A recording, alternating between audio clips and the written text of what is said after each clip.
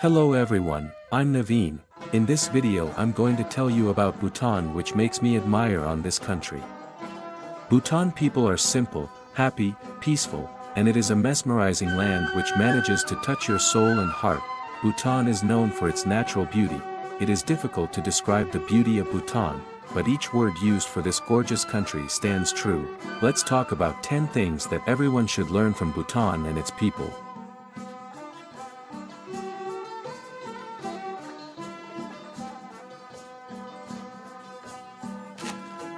Care for the environment. Because of the traditional respect the Bhutanese have for nature, protection of the country's flora and fauna is of great significance.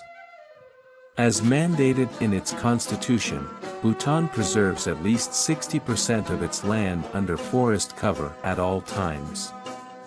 A result of this is that the country is carbon negative, meaning that it produces more oxygen than it consumes and helps keep the world's climate change at bay by absorbing carbon dioxide.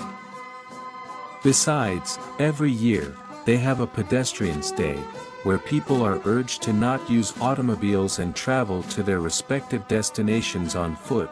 Children are taught sustainable agricultural practices along with academics. Number 2, gross national happiness. While most countries measure their economic worth and growth through gross domestic product, GDP, Bhutan chose a very different way to understand and sustain its economy. The gross national happiness, GNH, balances economic development, cultural resilience, environmental conservation, and good governance. These 4 pillars are substantiated with 9 domains and 124 sub-indicators. In 2015, 91.2% of Bhutanese citizens were reported as happy due to betterment of living standards, healthcare, and participation in cultural events. Free education. Considered one of the fundamental needs required to achieve gross national happiness or GNH, all Bhutanese children of school-going age have equitable access and opportunity to free quality education.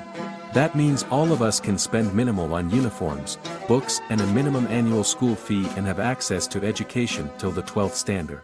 In some countries, parents struggle to get a quality education for their children unless they pay a premium to send them to good private schools. However, in Bhutan, the quality of education in public/government schools is not compromised in the name of the free education system. Number 4. Organic farming. Bhutan announced in 2013 that it would go completely organic in terms of agricultural practices, thereby calling for a complete ban on GMOs. Ours is a mountainous terrain. When we use chemicals, they don't stay where we use them, they impact the water and plants. We say that we need to consider all the environment. Most of our farm practices are traditional farming, so we are largely organic anyway. We are Buddhists too, and we believe in living in harmony with nature. Animals have the right to live, we like to see plants happy and insects happy, said Pema Jayamsho, the country's agricultural minister. Number 5, planting trees. Trees are a sacred symbol in Buddhism, and denote longevity, beauty, compassion and wisdom. The people of Bhutan actively take part in the planting of trees as the nation's constitution dictates that 60% of the country's land area must be under forest cover. Just last year a group of volunteers in the country planted over 49,000 trees in an hour, and very recently 108,000 trees were planted to celebrate the birth of the king's son. Number 6, the sense of ownership towards one's culture and conserving it. Bhutan is not only abundantly endowed in natural beauty but also in terms of mesmerizing Buddhist architecture, ranging from towering dzongs, monasteries, colleges for Buddhist studies, traditional wooden bridges, chortens or stupas etc. Not a single structure of cultural and historic significance is deliberately soiled by the people. Indians should therefore learn to stop writing absurd things like "I love you" Kili on the walls of such important structures in our own country. The people value their culture and are working their every bit to conserve it. Bhutan follows a dress code for the people. The women are supposed to wear the kira and men wear the go while entering any official buildings such dzongs or monasteries etc. The imposition of such a dress code may come across as a too strict move to many, but I sort of love the idea. This indeed is also a way of conserving the rich culture people have inherited, plus it really looks pretty and colorful. Number 7, Waste Management. Well, we all know that proper waste management is the need of the hour, and how everyone should learn segregating the household waste into decomposable and non-decomposable. In reality, how many of us actually practice this method? I am sure very few of us do, and most of the people are either too lazy to do it or are absolutely unaware of such a practice and its benefit towards the environment. In Bhutan, it's different. The locals have strict guidelines on segregating the waste and religiously follow this practice, and the result of course is visible everywhere. Bhutan is probably one of the cleanest and well-maintained nations in the whole wide world. There are many streets in Bhutan which have been made with recycled plastic.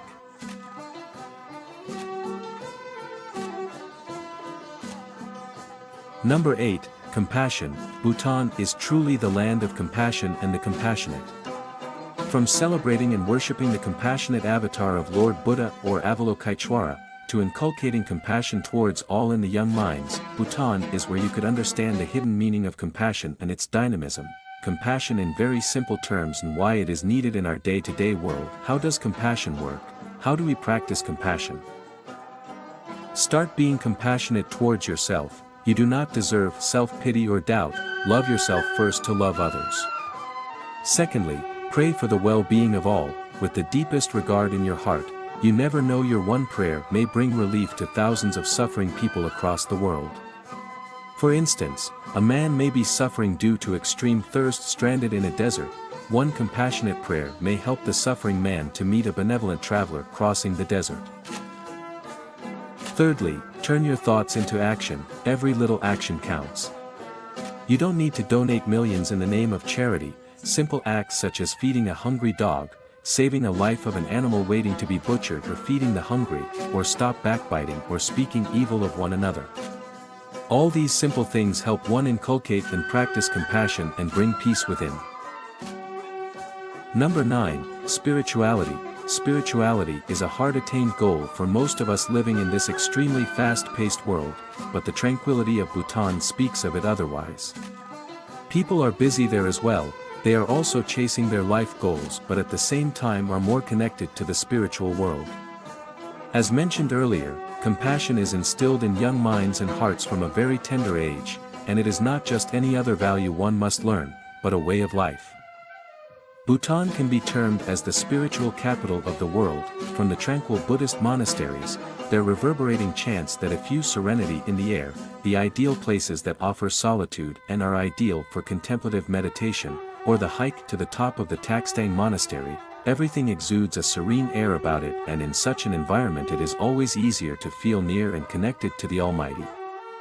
Number 10, Daily Meditation in Schools. Classes in most schools in Bhutan begin with silent contemplation or a session of meditation. This daily exercise has made teachers realize that their students are more focused in their studies and handle stress much better. Conclusion: it made me realize how much suffering, negativity, discord and inequality was being nurtured by other countries. Crossing the border from Bhutan straight into India was a shock to the system. On the flip side, Bhutan was proof that purity still existed in the world. I was surprised and delighted by this unassuming country, which genuinely felt like the happiest place on earth. Bhutan has so much to teach the world. I hope it marches to the beat of its own drum for many years to come.